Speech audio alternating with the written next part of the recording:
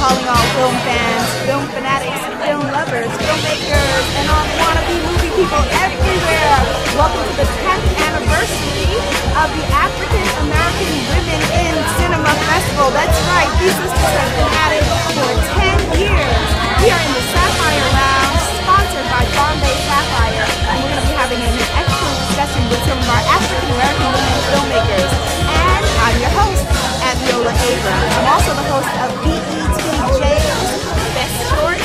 That's BETJ's Best Shorts. And I'm an indie filmmaker myself, so this is right up my alley. Let's see what these women have to tell us. My motivation was really to go down there and tell those stories of community activists and survivors and people just trying to rebuild in a way that makes sense. They don't really show African American people as a whole that gives to our own community and people in need. I wanted to look at interpersonal relationships between women and the sort of subtle psychological violence that happens between women as opposed to actual fisticuffs.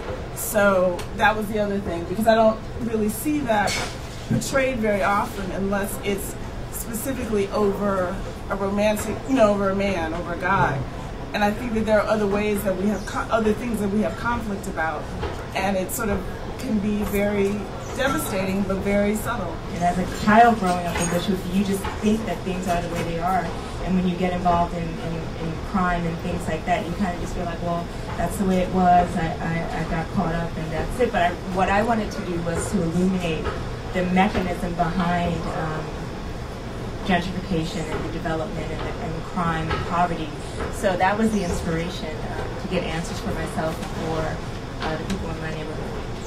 I just really wanted to develop a story about a new version of urban America. I mean, I grew up in Newark, New Jersey, and it doesn't get much more urban than that. But I grew up in Amiri Baraka's Newark. I grew up a child of the Black Arts Movement, so I believe that there is a different urban experience, and I just wanted to shed some light on that. This is my sister from another mother and father. Grew up the same, just on different coasts, and I think that she was a very talented writer. So I just kept giving her I Have a Dream speeches about we need to make it into a short, because there's not enough Black love shown, and Black love, young Black love. You see, when they show it, like, I love Jones, one of my favorite films, but at the same time, it's still kind of not like that representation of who I am, or people in my age range, and have regular lives, kind of, sort of, or whatever. So I just believe in her writing and the film, so I made it happen. It deals with relationships. It also points out that sometimes good people do make bad decisions, but it doesn't necessarily mean that they're bad people, and vice versa.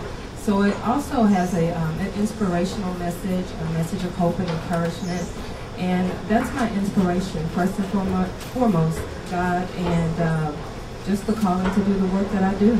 Love Conquers All was inspired by, it was really just my desire to kind of get inside of the mind and the power of choice and sort of what stops us from making choices, predominantly fear. And so I wanted to do something working with puppets and making fear really fun, and the whole process of doing something that was daunting, a kind of fun and crazy, whimsical experience. So it's just exploring, the process that we go through in our heads when we're sort of scared to do something, and all the different voices that eat at us, and conquering that to make what we want happen in our lives actually happen. I really believe that we have to create the roles we want to see. We have to be the changes we want to see. I think Gandhi was the one that said that. I think if we're not happy with the way Black women, or women of color in particular, are being depicted, we need to create more images that show us in better light. I think from a documentary point of view, I really believe in just telling the truth about our stories. And I think as Black women, women of color, we have a full spectrum. And if we tell the truth about it, then other people it won't be left for other people to misconstrue who we are. Until lions tell their own stories, tales of the hunt will glorify only the hunter. I'm going to say that one more time. Until lions tell their own stories, tales of the hunt will glorify only the hunter.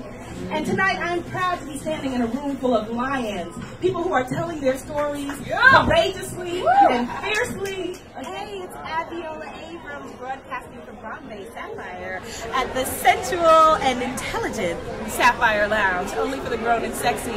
I'm here with 3 of the most dynamic women at the 10th anniversary of the African American Women in Cinema Festival. I'm going to ask you each to introduce yourselves to our audience. Sure. And talk about your experience here at the festival.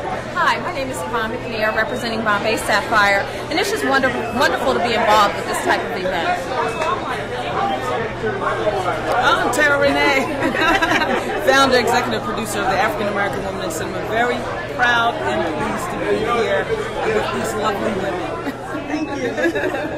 I'm Nia Bonds, representing Bombay Sapphire, and I think the event is wonderful. You've done a great job. You are a wonderful hostess.